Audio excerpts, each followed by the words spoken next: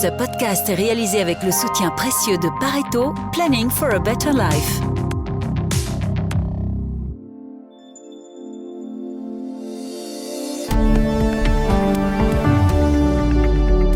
Bienvenue dans Z sur Z, votre podcast d'actualité économique quotidien. Nous sommes aujourd'hui le mercredi 8 janvier. Votre podcast aujourd'hui est écrit par Léo Rochet et animé par Jean-Pascal Ledoux. Bonjour à toutes et tous. Aujourd'hui dans votre nouvel épisode, le moral des entreprises belges se dégrade et de plus en plus de secteurs envisagent de supprimer des postes selon la FEB. Il y avait à peu près 30% de nos secteurs qui disaient que l'emploi allait détériorer il y a 6 mois. Maintenant, on est à 55%. Elon Musk inquiète l'Europe, notamment à cause de sa proximité avec des partis d'extrême droite. Là, ça dépasse un peu les bornes de ce qui est acceptable en termes de collusion d'intérêts économiques et politiques. Restez à l'écoute de Z sur 7 pour votre plein d'analyses économiques.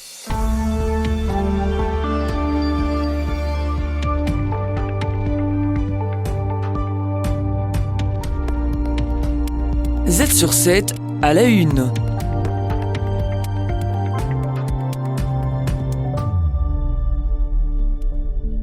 « 45% des secteurs s'attendent à une baisse de leur activité dans les 6 prochains mois. Le camp des pessimistes mesuré par la Fédération des entreprises de Belgique a doublé en 6 mois. Selon Edouard Roussens, économiste en chef à la FEB, ce n'est pas bon signe. Dans notre enquête de novembre, on voit quand même que le nombre de fédérations sectorielles a doublé, qui sont pessimistes sur les perspectives économiques dans leur secteur. Donc c'est vraiment assez inquiétant. Ce n'est pas seulement le secteur industriel, mais c'est aussi le secteur du commerce et c'est le secteur de la construction où on est plus pessimiste maintenant sur la perspective économique. De plus en plus de secteurs envisagent la réduction d'emplois. Il y avait à peu près 30% de nos secteurs qui disaient que l'emploi allait détériorer il y a 6 mois. Edouard Roussens, toujours. Maintenant, on est à 55% de nos fédérations qui disent que l'emploi va diminuer dans leur secteur. C'est quand même beaucoup et ce sont que des secteurs industriels. Donc c'est vraiment clair qu'on aura encore des délocalisations, des fermetures dans les mois à venir. La FEB appelle les négociateurs à former une majorité fédérale. Un gouvernement qui, pour Peter Timmermans, CEO de la fédération, devrait se calquer sur les pays voisins. Chez nos voisins, la nuit commence à 24 heures, chez nous à 20 heures. Faisons exactement la même chose. Les cotisations patronales sont plafonnées chez nos voisins, faisons la même chose ici. La limitation dans le temps des allocations de chômage existe partout, sauf en Belgique. Donc, si nous faisons déjà exactement la même chose que les autres pays, ce serait déjà une grande réforme avec un impact important sur notre économie belge. Les employeurs attendent une réforme du prochain gouvernement qui leur permettra de réduire les coûts salariaux et augmenter le pouvoir d'achat des travailleurs.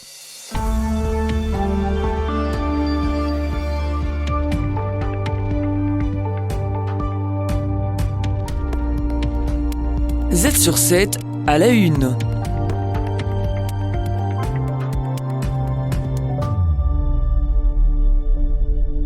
Avec son soutien affirmé au parti d'extrême droite européen, Elon Musk inquiète l'Europe. Récemment, un débat avec la vice-présidente du parti allemand d'extrême droite AfD en direct sur X a suscité de nombreuses réactions. Pourtant, selon Alain Strohel, expert en droit européen à l'UCL, on ne peut pas s'y opposer. Le fait qu'il diffuse ça éventuellement par certains canaux, non plus.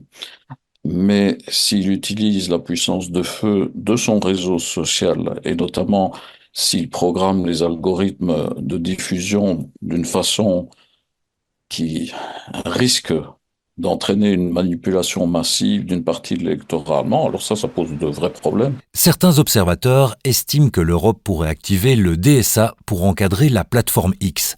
Par ailleurs, les menaces de Donald Trump de quitter l'OTAN, combinées à sa proximité avec Elon Musk, incitent l'Europe à faire preuve de prudence. Pour le régulateur européen, donc les gens qui sont en charge de l'application du Digital Service Act, le DSA, ça pose des problèmes, c'est délicat. Il n'y a pas d'outils juridiques qui permettent de toucher directement ce genre de personnage. La première ministre italienne, Giorgia Meloni, négocie de son côté un contrat de cybersécurité d'1,5 milliard d'euros avec SpaceX. La frontière entre l'homme d'affaires et l'homme économique se dissipe de plus en plus, selon Alain Strauel. On a déjà connu ça sous Trump Ier. Ça semble encore renforcé dans le cas de Trump II qui est en passe d'être installé. Je trouve que là, ça dépasse un peu les bornes de ce qui est acceptable en termes de collusion d'intérêts économiques et politiques. On a rarement vu ça.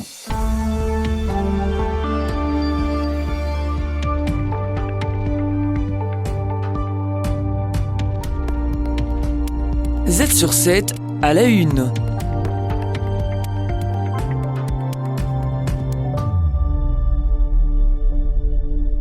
Bien gérer son budget, c'est devenu une trend. Les influenceuses budget et les money coach se sont répandues en ligne et ça concerne tout le monde. C'est ce que constate Nora Famy, coach financière chez Evimeria Finance, qui conseille autant les entrepreneurs que les particuliers.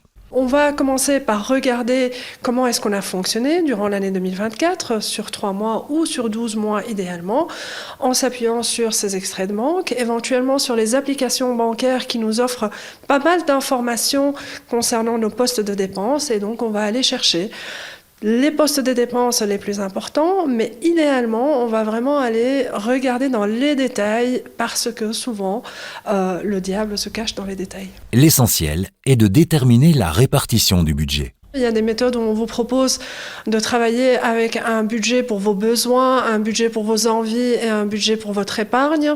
Il y a des méthodes qu'on appelle la méthode des enveloppes, qui traditionnellement fut la méthode des grands-mères pour mettre du cash dans des enveloppes et utiliser l'enveloppe pour une utilité particulière. Et donc, dans notre monde actuel digitalisé, ces enveloppes existent à travers des comptes en banque, à travers éventuellement des néobanques qui proposent des sous-comptes. Au-delà du budget, c'est aussi l'occasion de repérer les abonnements fantômes qui puisent dans votre portefeuille, mais aussi aux contrats qui peuvent être adaptés aux besoins de chacun. Mais ce qui est important, c'est de revoir votre utilisation par rapport aux contrats existants que vous avez. Nora Famy toujours. Par exemple, si vous utilisez moins votre voiture parce que vous partez à la pension, vous pouvez éventuellement contacter votre assureur, l'informer de ce changement de mode de vie et voir avec votre assureur qu'est-ce qu'il est en mesure de vous proposer. Cet outil est aussi utile pour les secteurs de l'énergie et des télécoms. Il propose déjà des comparateurs officiels. Selon le régulateur d'énergie, la CREG, plus d'1 million de ménages payent jusqu'à 1 000 € de trop par an pour leurs factures de gaz et d'électricité. Z sur 7, les dessous du pouvoir. Peter de Keyser, économiste et entrepreneur, fait le lien entre entrepreneuriat et politique.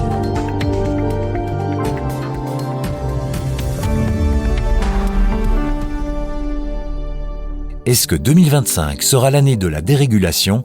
Aujourd'hui, Peter de Keyser donne ses prévisions pour l'année à venir en termes de réglementation et de régulation en Europe.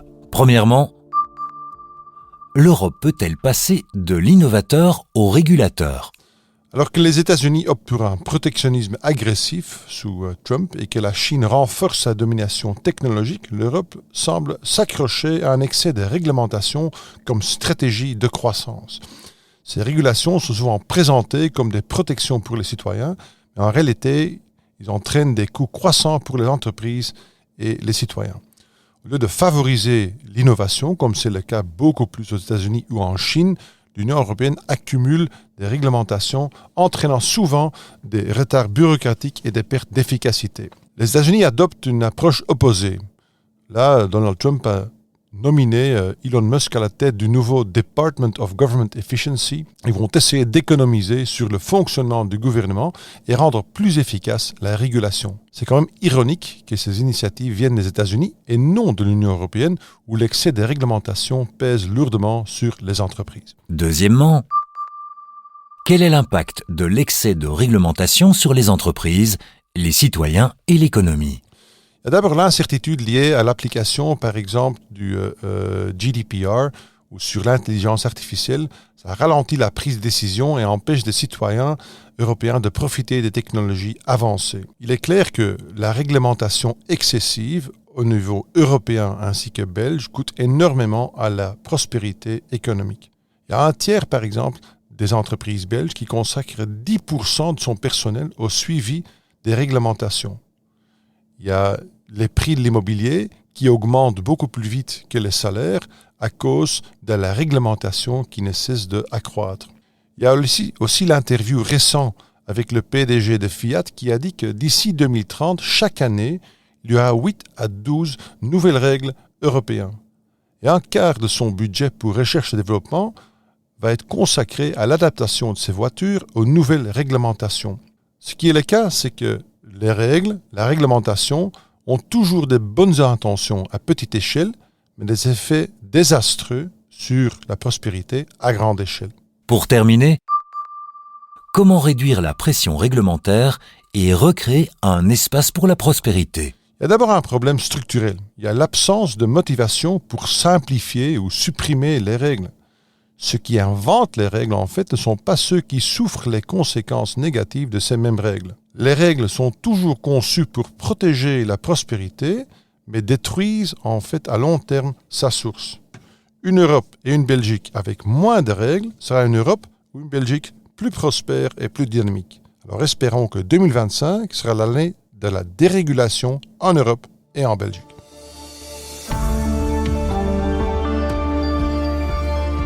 Les meilleurs experts boursiers vous proposent des analyses des marchés internationaux, des conseils avisés et les dernières tendances économiques. Z sur 7, experts boursiers. Pour terminer cet épisode, Olivier Colsoul, de chez AG Assurance, revient sur le début d'année boursière. À peine commencé, les divergences apparaissent déjà avec Wall Street dans le vert, l'Europe un peu derrière et la Chine déjà dans le rouge. Un scénario qui ressemble à celui de 2024. Alors il n'y a jamais que 4 séances depuis le début de l'année, il y en aura encore plein d'autres, mais c'est vrai que concernant la Chine notamment, mais les indicateurs économiques sont assez médiocres pour l'instant. On a toujours l'incertitude géopolitique qui va s'accentuer puisque les droits de douane vont s'abattre sur les exportations chinoises et puis les investisseurs restent sur leur faim puisqu'on n'a toujours pas vu la couleur du fameux stimulus budgétaire qui est censé en tout cas maintenir ou doper un petit peu la croissance chinoise. En Europe, les indicateurs avancés ces derniers jours étaient plutôt mi-figue, mi-raisin. Aux États-Unis, vous l'avez encore annoncé tout à l'heure, ils sont quand même assez solides. Maintenant, il ne faut pas tirer de plan sur la comète, puisque en fait, on a raté de justesse le rallye de fin d'année aux États-Unis. Un rallye de fin d'année qui n'est pas sans importance. Il fait référence en général à une des bonnes performances boursières au cours des 5 dernières séances de l'année civile et des 2 premières du mois de janvier. Et depuis 1950, en fait, on constate que ça a été généralement le cas dans 80% des cas. Et lorsque c'est effectivement le cas, la performance de l'année qui suit est relativement positive, de l'ordre de 10%. Par contre, lorsque le Père Noël, je dirais, est aux abonnés absents, eh bien la performance est positive mais nettement moindre et encore seulement une année sur 3. Alors il y a un autre indicateur aussi qui sert à prédire les performances boursières, c'est le baromètre de janvier qui stipule que lorsque le mois de janvier termine dans le vert, eh bien en général l'ensemble de l'année boursière est positive. Les analystes s'attendent à une croissance solide pour les chiffres américains du 3e trimestre. Autour de 10 à 12% en fonction, je dirais, des sources que l'on prend pour les estimations, avec une répartition assez bien large au niveau des secteurs et des entreprises, et toujours tiré par ces fameuses 7 valeurs magnifiques dont la croissance ralentit, mais devrait tourner toujours autour de 20% et rester devant l'ensemble du marché. Les 7 magnifiques comprennent Microsoft, Apple, Nvidia, Amazon, Alphabet, Meta ou encore Tesla.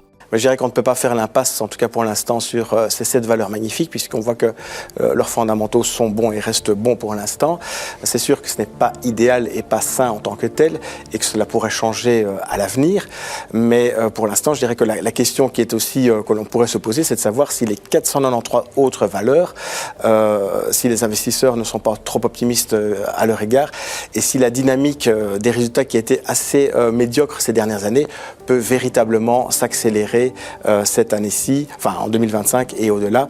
Mais je dirais que pour ça, il faut attendre la fin de la saison des résultats pour y voir un petit peu plus clair. C'est tout pour aujourd'hui. Vous pouvez regarder les Z-News de ce soir. Et Jean-Pascal, à quoi peut-on s'attendre dans le podcast de demain ? Demain, vous découvrirez les points marquants de la une du Trends Tendance, accompagnés de vos analyses économiques. Mais en attendant, restez à l'écoute pour découvrir l'astuce de Pareto sur les différents statuts fiscaux.